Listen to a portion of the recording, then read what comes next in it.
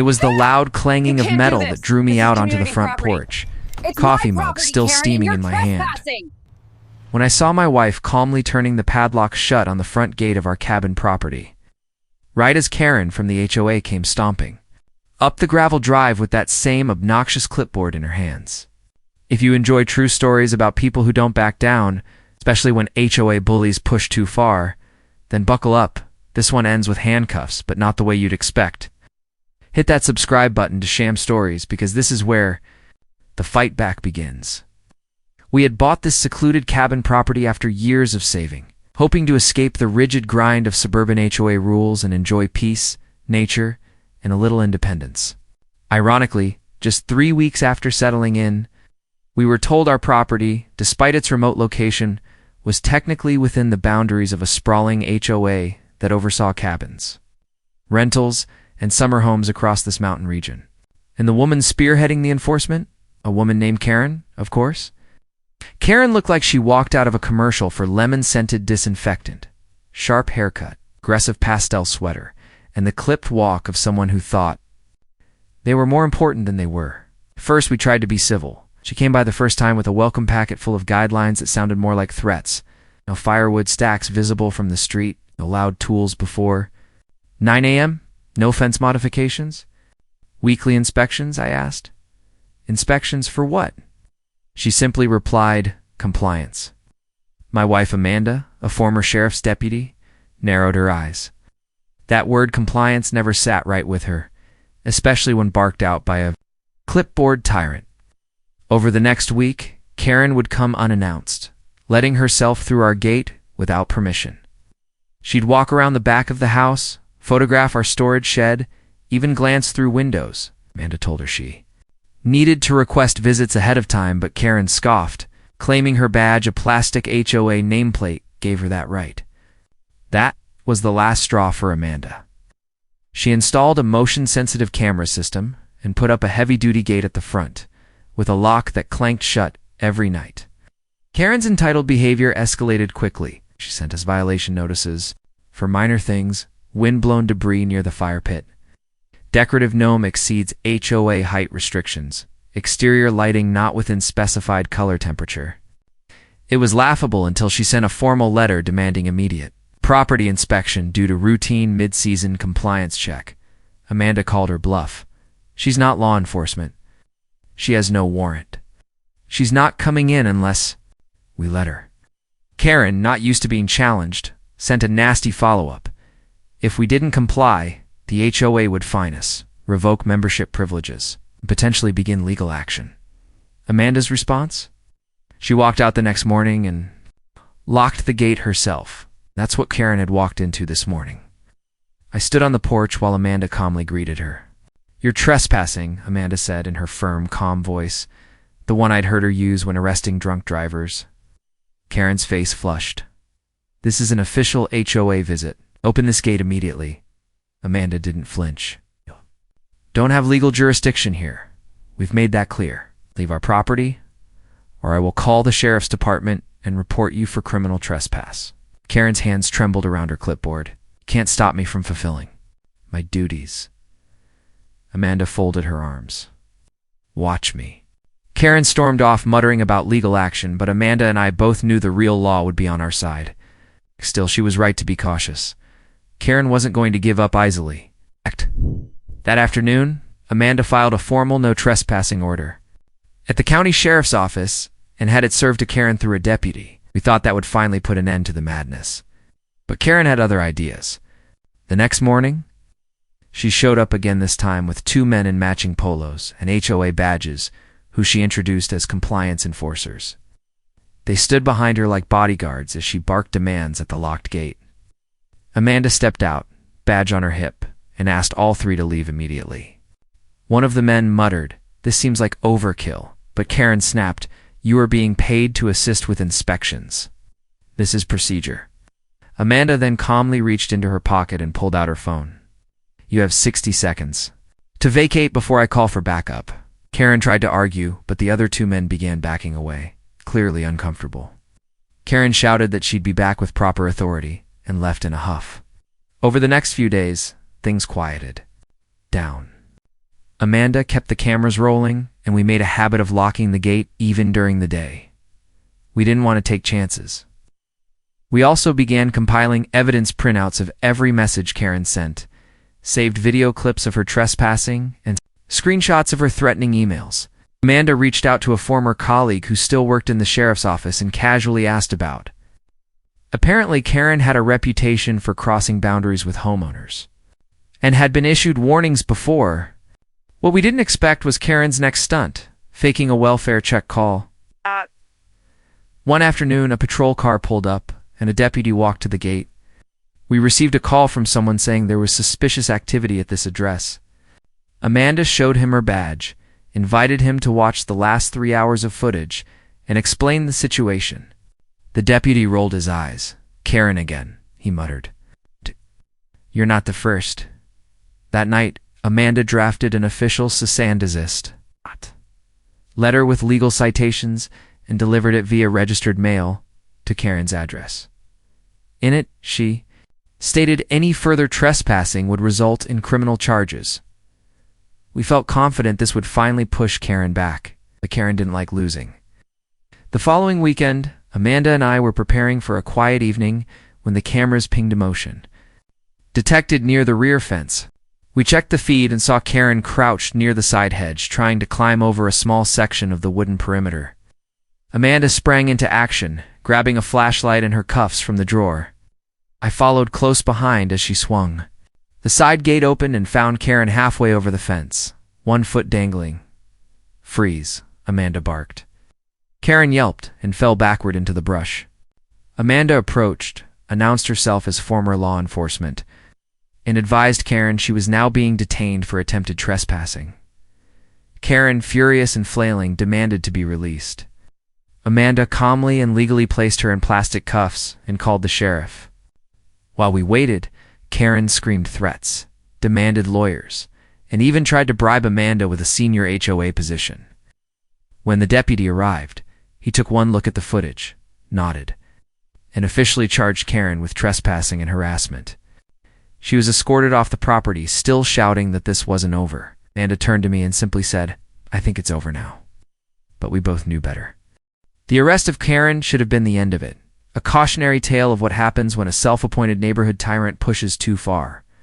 But for Amanda and me, it was only the beginning of an even stranger chapter in this unfolding HOA saga. After her release, Karen did what any unrepentant narcissist with delusions of power might do. She doubled down. Within a week, we received a formal notice from the HOA's Legal Affairs Committee, accusing us of physical aggression against a board officer, accused interference with HOA duties, and creating an unsafe environment for compliance agents. Amanda read the letter aloud in the kitchen while I stared at it in disbelief. "They're accusing me of attacking her?" Amanda scoffed, flipping through the absurdly long packet that came stapled behind the letter. "No, they're accusing you of enabling me and me of violating the HOA Constitution?" That was a new one. Apparently, Karen had convinced the board, most of whom lived hours away in different mountain cabins or out of state, that she had been assaulted while conducting lawful duties.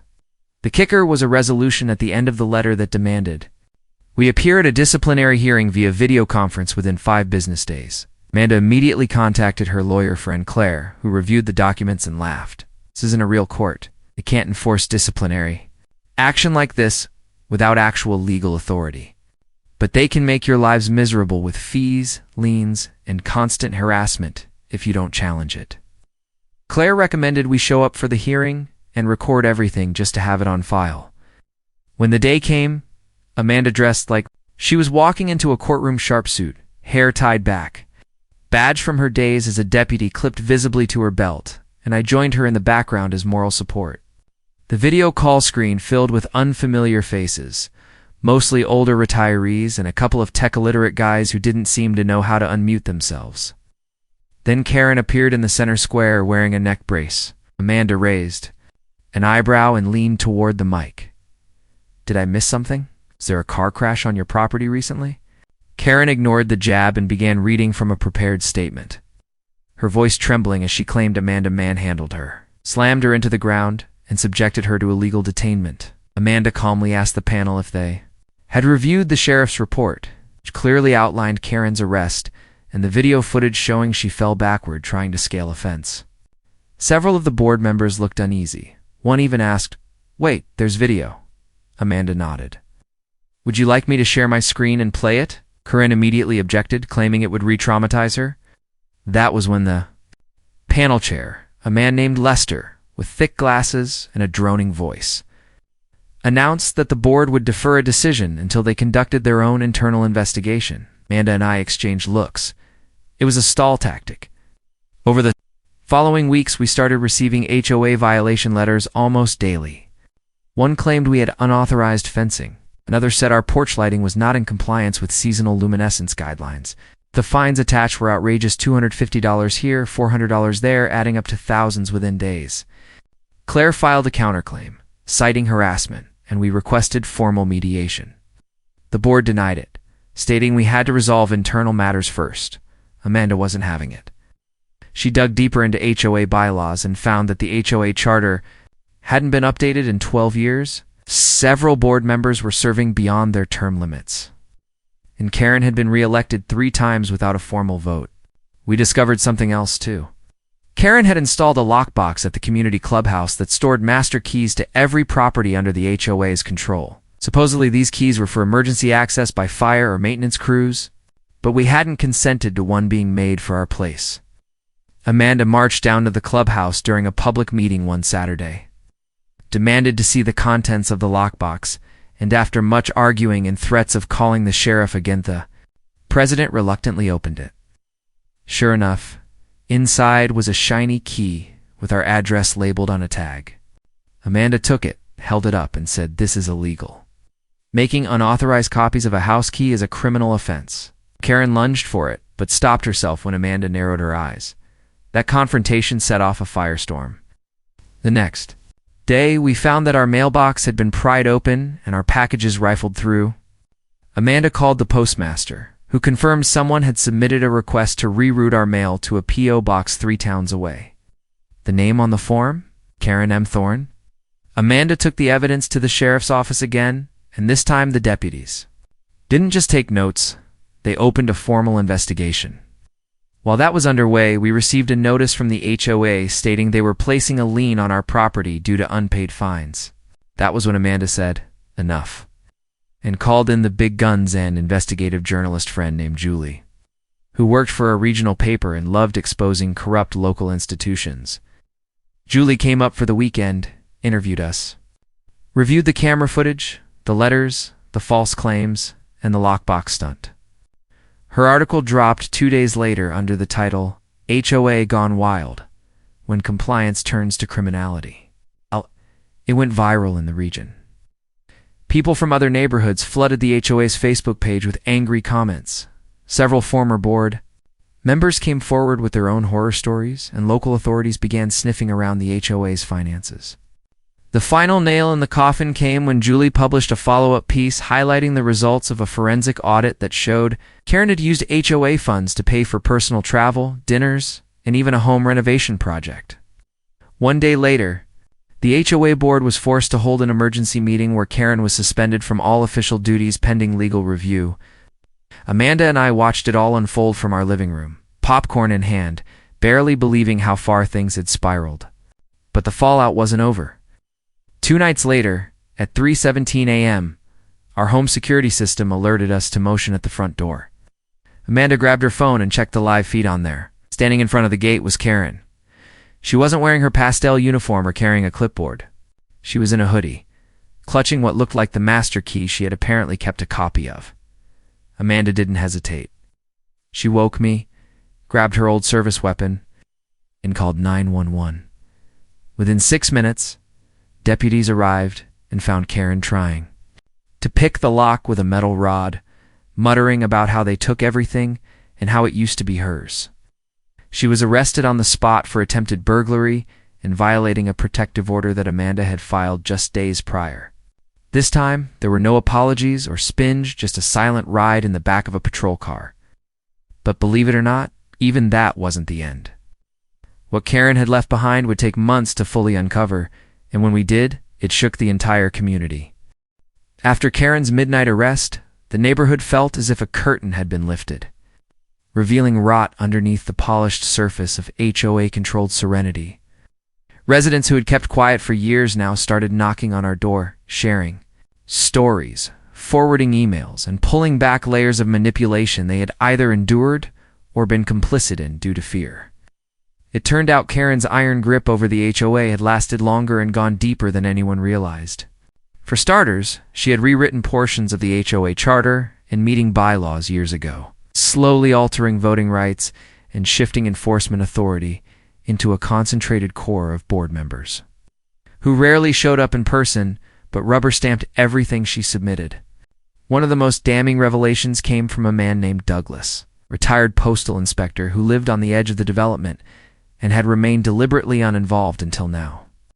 He shared with us copies of certified mail Karen had intercepted and redirected, including proxy ballots, complaint forms, and election notices that should have reached other residents. She wanted complete control, Douglas explained. And she got it because most folks didn't want to be bothered with HOA politics. Until now. With his help, Amanda began organizing a neighborhood coalition, gathering signatures and testimony from those willing to speak up and challenge the standing HOA board.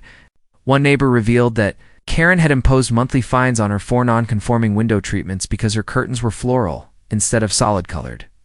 Another family had been denied access to the community lake because the teenage son had once skateboarded near the clubhouse. She called it a safety hazard, the boy's mother told Amanda. But it was really because I confronted her about her dog going off-leash in my yard. Amanda compiled all these accounts into a single, comprehensive grievance package and delivered it directly to the county commissioner's office. Simultaneously, the sheriff's department was continuing its criminal investigation into Karen's attempted break-in and misuse of HOA funds, and things got even uglier when the deputies discovered surveillance footage from multiple properties that showed Karen and one of her allies, a woman named Brenda, snooping around backyards late at night under the guise of property inspections. One particular video showed Brenda walking right up to a window and peeking inside with a flashlight, clipboard in hand, while Karen stood behind a bush writing notes. That clip was enough for the sheriff's office to execute a search warrant on Karen's home, and what they found shocked even the most seasoned investigators' boxes of confidential HOA paperwork, copies of residents' house keys, stacks of unfiled complaints that had been marked resolved in the system, and even a printed map with red dots over certain properties' hours included. Meanwhile, Amanda received an invitation to a special county council hearing where she was asked to testify about HOA overreach and abuse of authority. She prepared her statement carefully, including copies of every violation letter, legal filing, and police report we'd collected. When she stood before the council, she didn't mince words. "This isn't just about a rogue neighbor with a power complex," she said. "It's about a system that enabled her, ignored warning signs, and allowed her to weaponize policies against the very people she was supposed to represent." The impact was immediate. The council voted unanimously to conduct a full review of HOA regulations in the region, and the State Housing Commission requested a formal audit of all registered HOAs in the county. News of this spread like wildfire, making local headlines and sparking debates across homeowner forums and social media. Julie, the journalist who had broken the original story, returned for a follow-up interview and asked Amanda how she felt about all the attention. Amanda, always grounded, replied, "I just want people to feel safe in their homes again. That's all." But even as justice seemed to be advancing on all fronts, Karen's allies didn't go down quietly. Brenda filed a civil suit against Amanda for defamation and emotional distress, citing the leaked video as an invasion of privacy. It was a desperate move and ultimately dismissed by a judge, but it dragged things out and kept us entangled in legal proceedings for months. Another board member, a man named Gary, who had signed off on many of Karen's directives, tried to destroy digital records before the audit team arrived, but he was caught on camera by a tech-savvy neighbor named Steve, who had installed motion-activated surveillance around his unit after a suspicious power outage. As more dominoes fell, the pressure mounted on the remaining board members to either resign or face scrutiny. Eventually, a community-wide vote was held to dissolve the current HOA leadership and appoint a temporary oversight committee made up of neutral third parties. Amanda was asked to lead the effort but declined, preferring instead to support from behind the scenes. "I'm not looking for a throne," she told them. "I just want a community that watches out for each other." That sentiment resonated, and the temporary committee began cleaning house, invalidating arbitrary fines, restoring access to amenities, and rebuilding trust with residents who had been ignored or mistreated for years. But while the community began healing, Karen's situation deteriorated. Her legal team abandoned her after the mounting charges and public outcry made her case toxic. The DA's office ultimately filed multiple felony charges, including fraud, unlawful surveillance, trespassing, and identity theft. Her arraignment was scheduled at the same courthouse where she once bragged about having friends in high places. No one showed up to support her, not even Brenda. Amanda and I didn't attend either, choosing instead to spend that morning walking through the neighborhood, waving to neighbors, and helping a young couple install a new security gate on their recently purchased cabin. They'd read about our story and decided to buy in anyway, hoping the community had turned a corner. "We believe in second chances," the wife told us, "even for whole neighborhoods." Later that afternoon, Amanda received a call from the sheriff's office. They had finished cataloging all the materials recovered from Karen's home, and among them was something unexpected, a detailed journal Karen had kept for nearly 5 years. It wasn't just notes about violations or property assessments. It was a full-blown manifesto of control, obsession, and paranoia. She had labeled residents as cooperative or resistant, ranked them based on how much pushback they gave her, and even fantasized about running for city council to expand her reach. One entry described Amanda as the threat, noting her background in law enforcement and warning that she could turn others against me if not neutralized. That sent chills down our spines. This wasn't just about HOA policies gone. Rangit was about a deeply troubled individual who had weaponized bureaucracy for personal power, and she had nearly gotten away with it. Amanda handed the journal over to the authorities, where it became a key piece of evidence in the criminal case against Karen. The prosecutor later told us that it painted a picture more damning than any surveillance footage or financial report could ever convey. Yet, despite everything, Amanda never gloated. She didn't celebrate Karen's downfall. Instead, she poured her energy into creating a blueprint for HOA accountability, something other neighborhoods could use to protect themselves from similar abuse. Together, we helped launch a nonprofit initiative focused on educating homeowners about their rights, how to recognize HOA overreach, and how to take action before it escalates into a nightmare. It wasn't glamorous, but it felt like the right thing to do. Still, part of us remained guarded, knowing that even though Karen was out of the picture, the damage she had done would take time to fully repair. And we hadn't yet told anyone what we found tucked in the back of that journal. A list titled Next Steps, with names, addresses, and strange notations next to each entry. Ours was circled in red. Asterisk, asterisk. The discovery of the next steps list in Karen's journal sent a deeper chill through our home than anything else had throughout this ordeal. There was something about the precision of the entries, the column of names, each followed by addresses, incident dates, and what looked like coded notations that felt far more sinister than her past antics. Our name, circled in red, wasn't just a casual doodle. It had the date of our move-in next to it, followed by a string of letters. Apel 1 EV Int. Amanda, with her FBI background, immediately recognized it as shorthand that could easily translate to Operation Level 1. Evaluate, interfere. It was her style. Meticulous, veiled, and deeply calculated. When Amanda presented this page to the district attorney's office, their reaction turned from intrigued to deeply alarmed. They launched an investigation into whether Karen had been surveilling or interfering in the private lives of specific residents for longer than anyone had assumed. Investigators combed through her emails, calendar entries, even receipts. One neighbor down the street, a retired teacher named Linda, came forward with photos of what she had initially thought were neighborhood watch patrols, Karen sitting in her SUV, parked near certain homes for hours at a time, often scribbling into a notebook or speaking quietly into a phone. Linda had thought it was odd but didn't connect the dots until now. Another couple found a strange device wired to their sprinkler box, a disguised audio recorder buried inside a waterproof case. It matched the same model later found in Karen's basement, where a soundproof room with a radio scanner and computer. Monitors had been discovered during the search. This wasn't just HOA overreach, it was obsessive surveillance. The FBI began collaborating with the county sheriff's office. And Amanda, though retired, was asked to assist in a consulting role.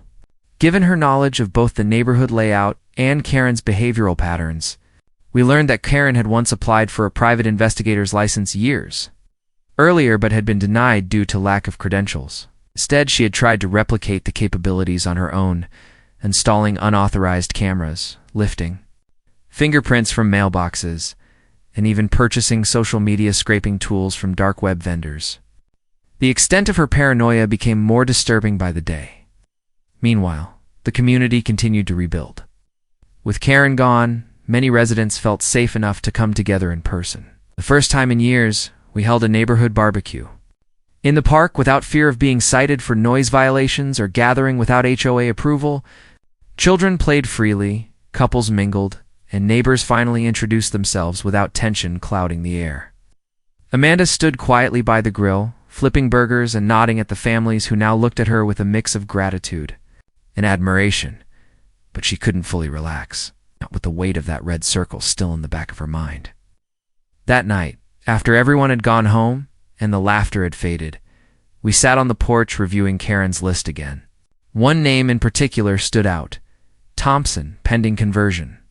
The Thompsons had moved out abruptly last winter, selling their home at a loss and leaving without saying goodbye. Amanda looked into it and found that their departure had followed months of harassment, anonymous complaints, escalating fines, and eventually a foreclosure proceeding started by the HOA.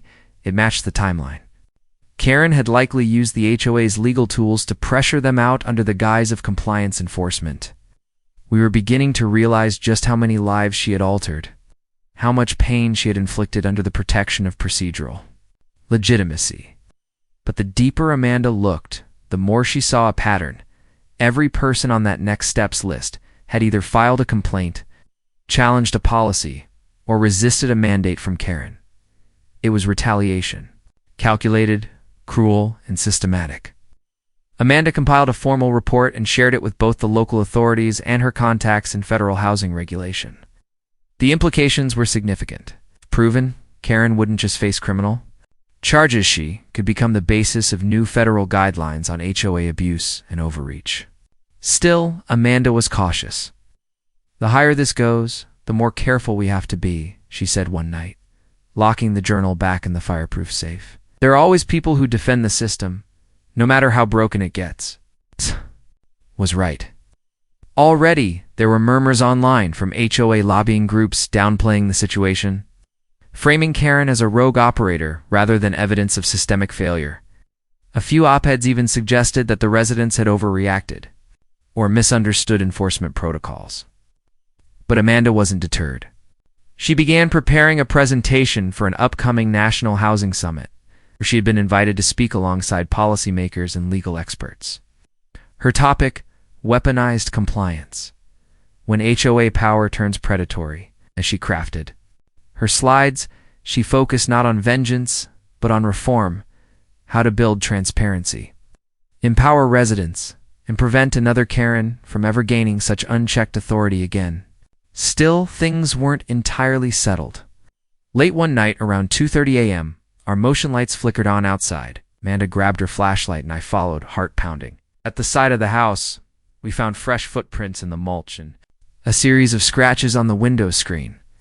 Nothing was stolen, but someone had been there watching, maybe trying to send a message. Amanda reviewed the footage and saw only a tall figure in a hoodie staying in the shadows. She alerted the sheriff's office, who increased patrols in our area. We didn't know if it was someone from Karen's old network or just a local drifter, but the timing felt intentional. As a precaution, Amanda installed additional cameras and upgraded our home security system.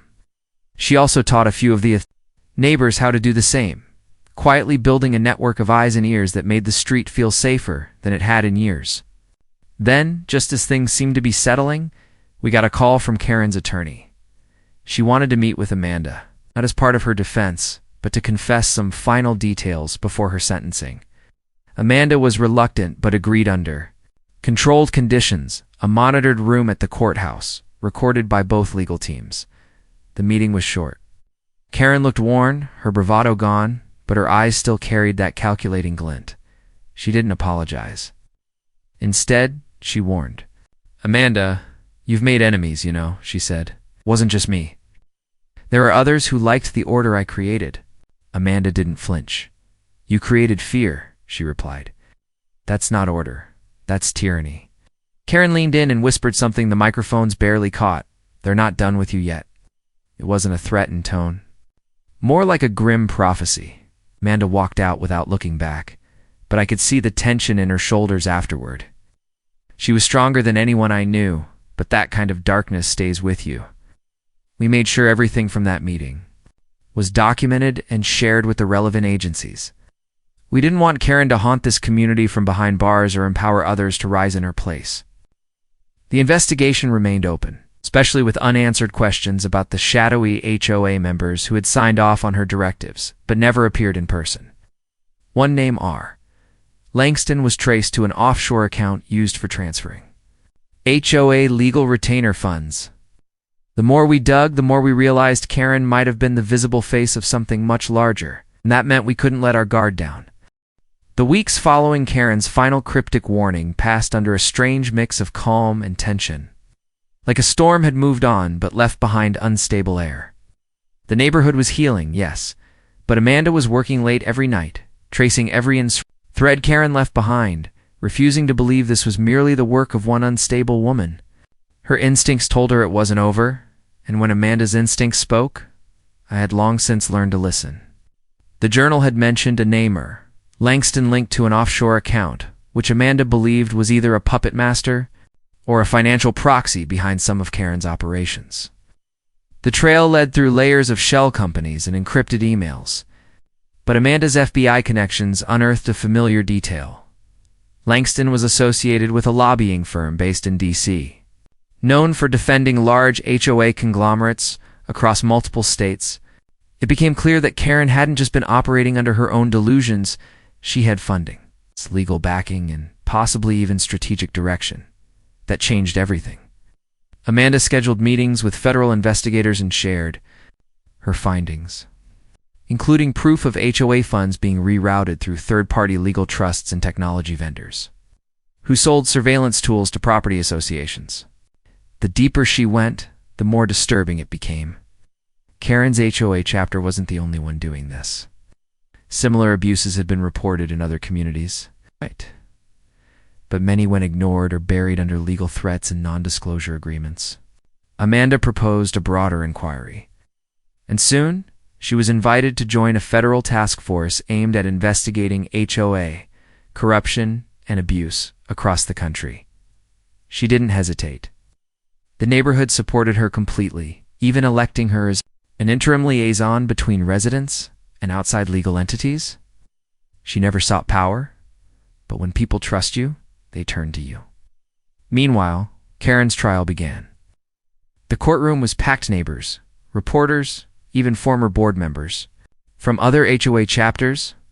Amanda testified with precision, her voice calm but unwavering. Karen, wearing a gray suit and the same arrogant smirk she always carried, tried to play the martyr.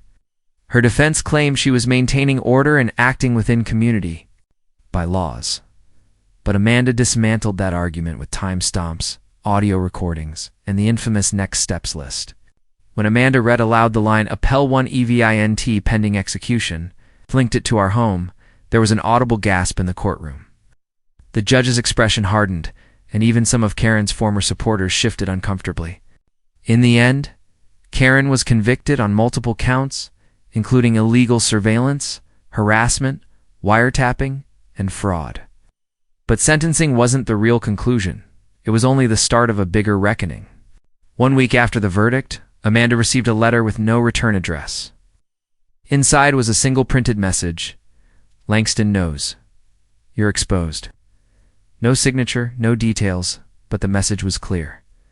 Someone was watching her now, she handed the note to the FBI task force, who began monitoring potential threats.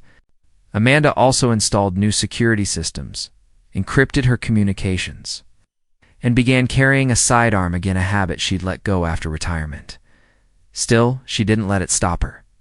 She flew to D.C. to testify before Congress, outlining how HOAs had become vehicles for private authoritarianism when left unchecked.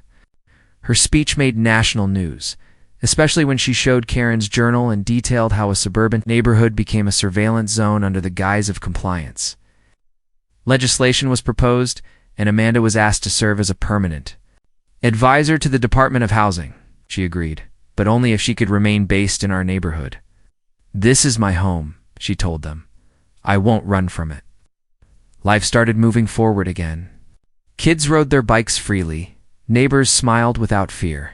The HOA board was completely restructured with oversight from an independent ethics committee. Amanda trained volunteers to review bylaws, mediate conflicts, and ensure no one would ever use policy as a weapon again. But just when things seemed safe, we were hit with another shock. The newly appointed HOA treasurer, a kind, quiet man named Dennis, who had taken over after Karen was found unconscious in his home. No signs of forced entry. No theft. Just a single file missing from his laptop. The HOA's digital archive, which contained Karen's old communications and financial records. Amanda raced to the hospital, but Dennis never woke up. The medical report listed a stroke, but Amanda wasn't convinced.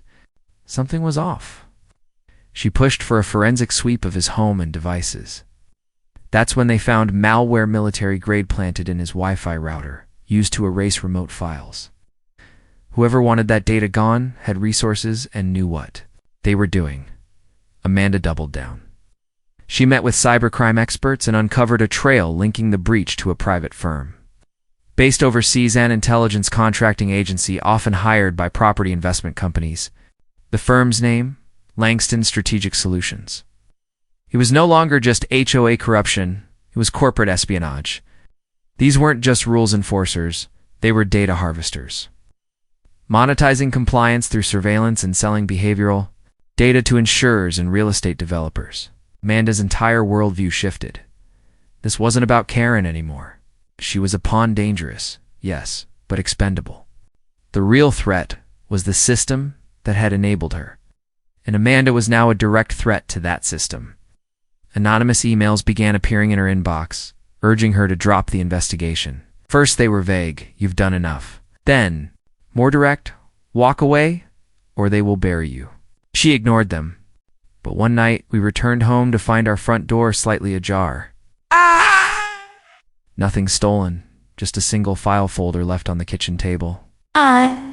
Inside were printed screenshots of Amanda's emails, our bank statements, even a draft of her next report. The message was clear. They were inside our network. Amanda alerted the feds, who took us under protective monitoring, but she refused to stop.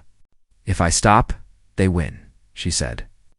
She turned the next town hall meeting into a press event, live-streamed it, and revealed everything: the offshore accounts, the cyber attacks, Dennis's suspicious death, and the real scope of Langston's operations. The media exploded. What had started as a local HOA scandal was now a national headline. HOA Karen was only the beginning. FBI uncovers corporate spy ring inside American neighborhoods. Amanda was hailed as a whistleblower, a patriot, even a hero. But behind the headlines, I could see how tired she was. We both knew this war wasn't over. There were hearings, investigations, asset seizures. Langston Strategic Solutions shut down its U.S. office and denied involvement. But the truth had already escaped. Dozens of other communities came forward with similar stories. Amanda helped build a task force to protect them, to teach them how to fight back, how to resist manipulation disguised as governance. Our home became a symbol of resistance. A small house with cameras, encrypted locks, and a woman who refused to be silenced. And though Karen sat behind bars, the echo of her influence, what she was part of, still lingered. Amanda once told me the most dangerous thing in the world isn't a villain. It's a villain with structure, funding, and plausible deniability. And in exposing them, we joined a fight that would continue long after this chapter ended. We were ready, because once you see the truth, you can't unsee it. And once you fight back, you never stop. The media storm surrounding Amanda's revelations only grew in magnitude over the next few weeks. National outlets flooded our neighborhood with reporters eager to turn our street into a symbol of both danger and defiance. Amanda refused to do televised interviews unless it directly helped push reform forward, and even then she controlled the narrative. She wasn't interested in fame-only change, and change was happening. Lawmakers on both sides of the aisle began drafting a set of bipartisan HOA transparency bills. Amanda reviewed every line of the proposed legislation, crossing out weak language, suggesting sharper provisions and advocating for direct oversight from a civilian housing ethics board. Meanwhile, the newly formed Neighborhood Accountability Task Force, with Amanda as its unofficial backbone, started compiling hundreds of stories from across the country. Stories of families intimidated, surveillance used to blackmail, elderly residents fined into bankruptcy, and neighborhoods manipulated into silence. It became clear that this was never about petty rules. It was about control, who had it, how they used it, and what happened to anyone who challenged it. As Amanda built this framework of resistance, I saw something change in her. She wasn't just reacting to Karen or Langston anymore. She was building something permanent, something meant to outlive her. But this momentum came with a price. One evening, after Amanda returned from briefing state representatives in Sacramento, we found our garage door bashed in. Inside, someone had destroyed our backup server, a physical drive Amanda used to keep her most sensitive case data. There was no forced entry beyond the garage, no fingerprints, no security footage. Whoever did it knew exactly where to look. Amanda didn't flinch. She filed a report, duplicated her documents from cloud backups, and moved on. But I could see her calculating someone local had helped them. A few days later, her suspicion was confirmed.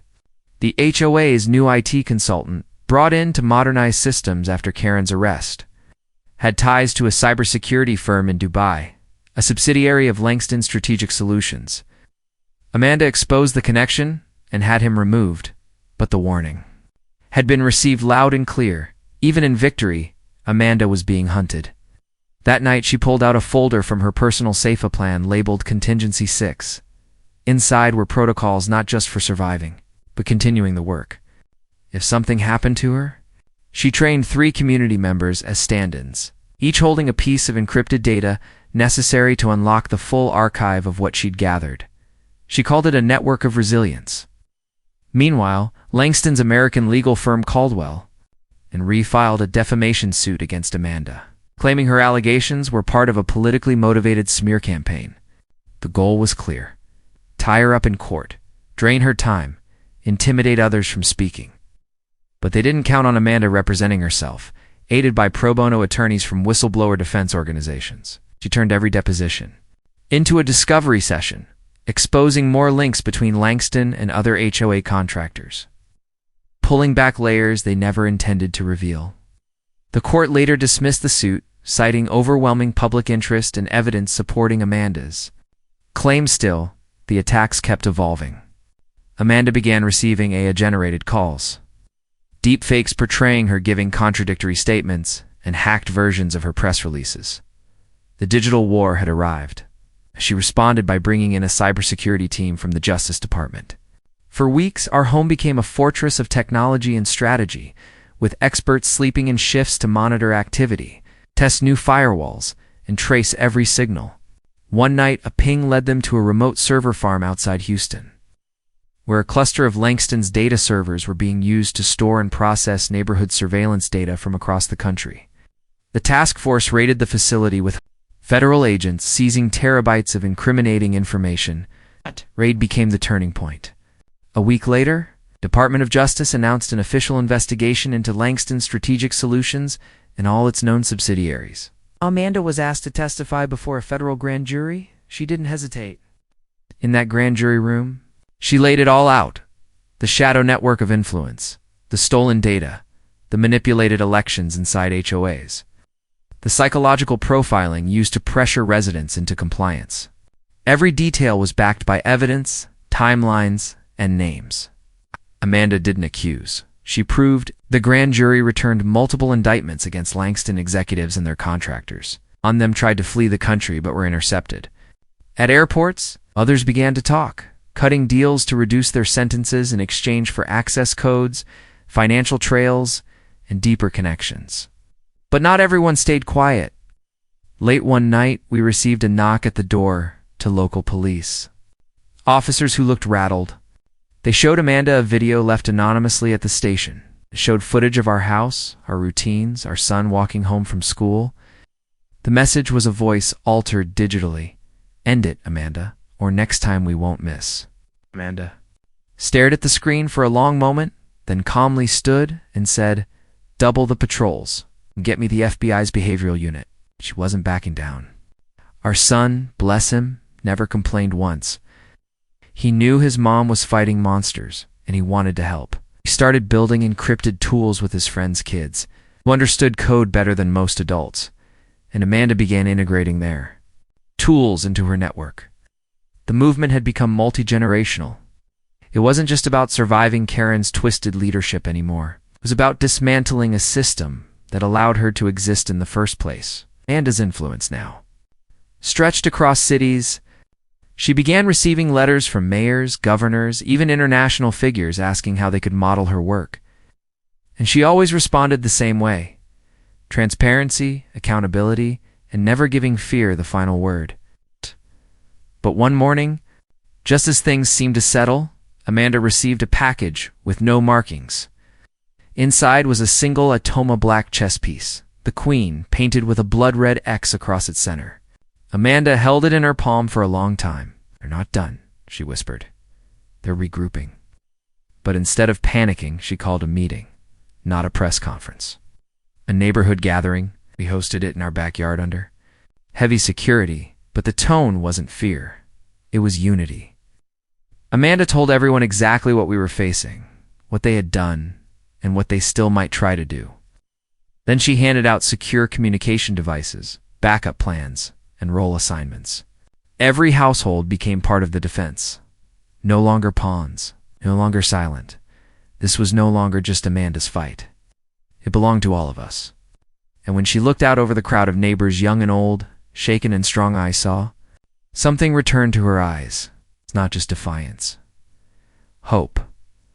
Because she knew that the strongest defense against tyranny isn't armor. It's people who refuse to be afraid of the truth. Even with the neighborhood united, the chess piece warning looming over us kept everyone on edge, especially Amanda. She knew what it meant. It wasn't just a threat. It was a declaration that whoever had been pulling strings behind Langston and Karen wasn't finished. War. Over the next week, strange patterns started to emerge. Streetlights around our block flickered at synchronized intervals. Familiar cars parked just out of range of our cameras and Amanda's encrypted satellite. Phone received bursts of static, followed by garbled phrases like distorted echoes of her past interviews. The FBI, now fully involved, analyzed everything but found no clear origin. It was a ghost trail, intentionally designed to disorient and intimidate. But Amanda didn't waver. She pivoted her energy toward future-proofing the movement. Working with former intelligence officers, she established a digital fortress, a platform where any resident in the country could report HOA misconduct, access legal resources, and connect with local resistance networks. She named it Freehold. Within days, it went viral.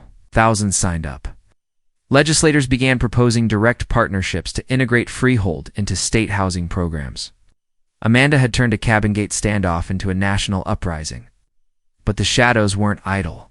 One morning, while Amanda was testifying via live feed to an international housing ethics panel in Geneva, our internet cut off. Not just our house, the entire neighborhood lost power. Within 3 minutes, we heard the hum of generators' hours, kicking on, automatically followed by the roar of drones flying low over the rooftops. A local police drone interceptor team shot 2 of them down, and Amanda ran diagnostics through the emergency line. The drones were loaded with scanning tech, trying to gather signatures of all communication devices, likely looking for Freehold server nodes. Someone had figured out where it began. Amanda acted instantly. She activated a kill switch protocol. That sent Freehold's core database scattering across global mirror servers and cold storage vaults. Even if they wiped us out completely, the system would survive. But it wasn't over. That night, I caught a man trying to scale our backyard fence. He was dressed as a utility worker, but his credentials didn't match any local registry. Police detained him, and when Amanda accessed his laptop, yes, she hacked it herself. She found coordinates to other resistance homes across the country, along with surveillance notes and drone flight logs. This was larger than HOA enforcement. It was organized counterinsurgency, and still Amanda didn't back down, this time in front of a full Senate committee. It was televised, live-streamed, INT rebroadstreamed, and rebroadcast for days. Amanda stood there calmly, pointing to each connection with visual overlays, naming names, exposing corruption on a scale few had imagined. Senators leaned in, some clearly rattled, others visibly supportive. When she finished, one of them asked, "Ms. Talbot, do you believe you've won?" She smiled, not smugly, but knowingly, and said, "Winning isn't a moment, it's a direction, and we're facing the right way now." Applause followed. The committee moved forward with legislation that would not only restructure HOA oversight, but also criminalize certain surveillance practices and require annual ethical audits for all neighborhood governance groups. Karen, meanwhile, had remained strangely quiet in jail until her hearing. When it finally came, the courtroom was overflowing. She arrived in shackles but still smirked at Amanda as if she believed she'd somehow win. The lawyer argued diminished capacity, claiming Karen had been manipulated by higher powers and lacked the mental fortitude to resist Langston's influence. But Amanda's evidence included recorded conversations between Karen and Langston, reps where she gleefully discussed exploiting residents. The jury took less than 2 hours to convict her on multiple counts, including illegal surveillance, coercion, and attempted assault. The judge sentenced her to 20 years without parole. As Karen was let out, she screamed at Amanda, calling her a traitor, a liar, a destroyer. Amanda didn't flinch. She just turned to the judge and asked permission to submit a final statement to be entered into the public record. The judge agreed. Amanda read it aloud. It wasn't an attack. It was a call for integrity, for every citizen to reject fear, to stand when standing feels dangerous. She ended it with one line: "We protect our homes by protecting each other." The courtroom stood in silence before erupting in applause. The months that followed were quieter but busy. Amanda continued advising lawmakers, mentoring grassroots leaders, and expanding freehold. She declined multiple offers to turn her story into a documentary or a book, insisting it wasn't just her story. It belonged to everyone who'd stood with her. Our neighborhood became a model for community governance. It's regularly visited by journalists, researchers, and even foreign diplomats looking to understand how one woman and one locked gate led to a national reckoning. But not everything returned to normal. Amanda always stayed watchful. She still received the occasional encrypted email or odd package. She kept her contingency folders updated, her network tight, and her faith unshaken. Our son grew up proud, always telling his friends, "My mom saved America from crazy neighbors." And he wasn't wrong. It started with Karen trying to break into our property, thinking she was entitled to everything, thinking no one would stop her. She didn't know Amanda had steel beneath her calm. She didn't know Amanda would fight not just for us, but for everyone trapped under invisible rule books and unspoken threats. She didn't know the woman behind the locked gate wasn't someone to push. But now, the world knows. If you've ever been bullied by power-hungry people hiding behind rules, if you've ever been threatened into silence or watched injustice grow while good people looked away, Amanda's story is for you. Share it. Learn from it. Your gates swing open for tyranny. Subscribe to the Sham Story YouTube channel for more powerful stories that expose the truth and empower the people who stand up against it. ****.